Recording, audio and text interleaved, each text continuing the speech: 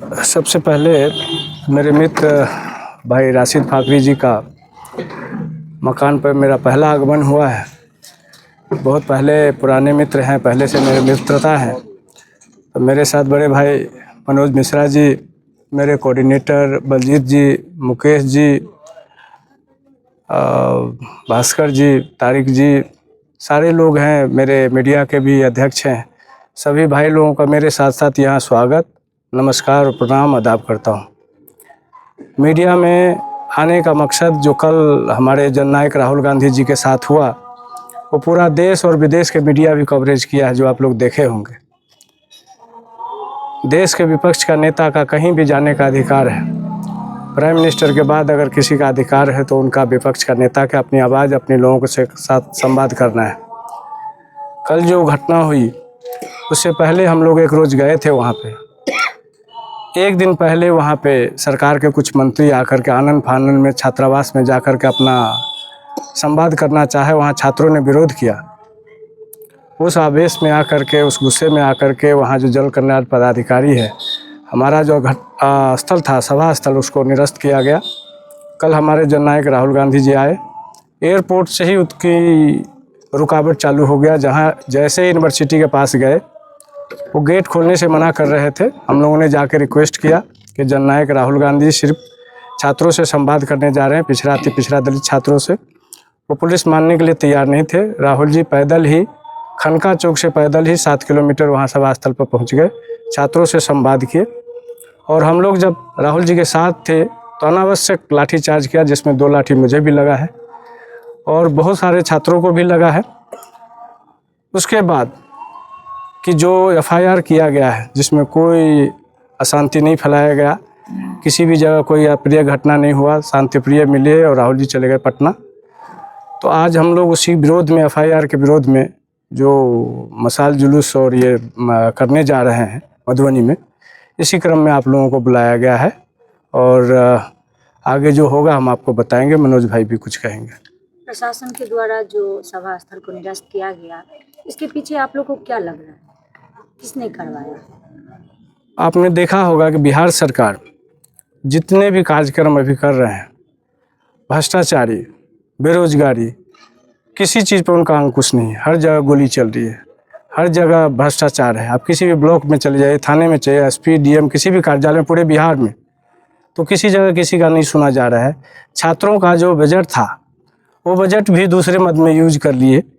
उसी संदर्भ में राहुल जी जननायक आए थे कि आप लोगों को क्या परेशानी है, छात्रावास में क्या परेशानी है, उसी संबंध में कि कितने प्रतिशत 50% से 65% कैसे किया जाए। तो राहुल जी को रोकने का मकसद उन लोगों का था कि जननायक राहुल गांधी संवाद करेंगे और छात्रों में ये बात जाएगी, छात्र अपना ढंग से वो मांगे करेंगे, इसलिए उनका रोकने का ये मकसद था। और ये आदेश दिल्ली तक था कि उनको रोका जाए, किसी भी हालत में दरभंगा एयरपोर्ट से बाहर ना लाया जाए। तो इसीलिए उन्होंने रोकने का काम किया। केंद्र सरकार ने जातीय जनगणना पारित किया। राहुल गांधी जी कह रहे हैं कि हम जातीय जनगणना जो चाहते हैं वो तेलंगाना की तरह चाहते हैं। तो दोनों में डिफरेंस क्या है? आपने देखा होगा कि यहाँ बिहार सरकार भी जातीय जनगणना करा रखी है। उसमें बहुत सारे कन्फ्यूजन, बहुत सारे जातियों का जो क्रमांक था, उसमें 2-2 जगह, 3-3 जगह प्रिंट किया होगा। एक जाति दूसरे जाति में भी भरा हुआ था, तो वो जातीय जनगणना सही ढंग से हो नहीं पाया। जातीय जनगणना जो तेलंगाना में हुई है, 1 to 1 जाकर के घर घर किया है लोगों ने। वहाँ के बीएलओ, प्रखंड पदाधिकारी सारे जाके किए हैं। तो वो चाह रहे हैं कि एक्यूरेट, मुझे अगर वो बार बार कह रहे हैं कि मुझे एक्सरे करना है कि अगर कहाँ हड्डी टूटी हुई है, उस हड्डी को पता तब लगेगा जब एक्सरे होगा। तो इसलिए राहुल गांधी जगह जगह जाके, आप सड़क से संसद तक कहे थे कि जातीय जनगणना करा के रहूँगा। तो उस समय आपने देखा हो कि अनुराग ठाकुर ने संसद में इनका मजाक उड़ाया था कि राहुल गांधी का खुद का जाति का नहीं पता है, ये जातीय जनगणना की बात करते हैं। तो आपने देखा कि जब अनुराग ठाकुर ने इस तरह का बात किया और अभी कैबिनेट बुला करके कि झुकना पड़ा उनको जातीय जनगणना के संबंध में, तो डिमांड पूरी हुई। तो राहुल गांधी की मांग पूरी हुई, पूरा देश देख रहा है, विदेश देख रहा है। शिक्षा संवाद जो कांग्रेस के जो नेता कर रहे हैं, राहुल गांधी कर रहे हैं, तो क्या लगता है शिक्षा में कुछ भ्रष्टाचार है, गड़बड़ी है, जिसके कारण ये शिक्षा के प्रति इतना दिखा रहे हैं राहुल गांधी जी?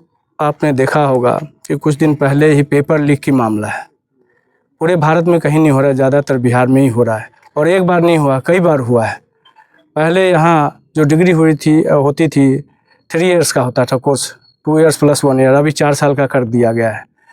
तो बहुत सारे मुद्दे हैं जो राहुल गांधी ने अपने संवाद में किए भी हैं और आगे भी वो करते रहेंगे। वो चाहते हैं कि जितना छात्रों का अधिकार है, अभी 8,000 का मामला हमने बताया है, घोटाला हुआ है, और भी बहुत चीज़ें हैं जो छात्रावास में आता है लेकिन मिल नहीं पाता। छात्रावास में बिल्डिंग मेंटेनेंस का मामला है, छात्रावास हरिजन छात्रावास का, उसका मामला भी उन्होंने उठाया है कि बजट आता है लेकिन पैसा यहाँ तक मेंटेनेंस नहीं हो पाता है। तो ये सारे मामले राहुल गांधी जननायक उठाते रहे और उठाते रहेंगे। जिस तरह से उठा रहे हैं, आने वाले विधानसभा में लगता है छात्र का सपोर्ट राहुल गांधी जी को मिलेगा? देखिए, विधानसभा लोकसभा आना जाना लगा रहता है। राहुल गांधी का सोच है वो दूरगामी सोच है। इलेक्शन से उनका कोई लेना देना नहीं। जो गरीब, पिछड़ा, अति पिछड़ा, दलित है, उनका हक कैसे मिलेगा, उसके लिए लड़ाई लड़ते रहे और लड़ते रहेंगे। मीडिया के सभी साथियों, जैसा कि आप सब जानते हैं कि कल हमारे लोकप्रिय जननेता, क्रांति योद्धा, न्याय योद्धा, जो सामाजिक न्याय, आर्थिक न्याय और राजनीतिक न्याय के लिए पूरे देश में संघर्ष करते आ रहे हैं, उसी क्रम में बिहार में कल दरभंगा, मिथिला की जो हार्ट है, हृदय स्थली है, दरभंगा आकर के छात्रों के साथ शिक्षा न्याय पर संवाद स्थापित करना चाहते थे और उसी क्रम में अंबेडकर छात्रावास में उनका कार्यक्रम सुनिश्चित था। लेकिन आनन फानन में बिहार सरकार के कुछ मंत्री एक दिन पहले आते हैं, वहां वो भी संवाद स्थापित करना चाहते थे लेकिन छात्रों ने उनका विरोध किया।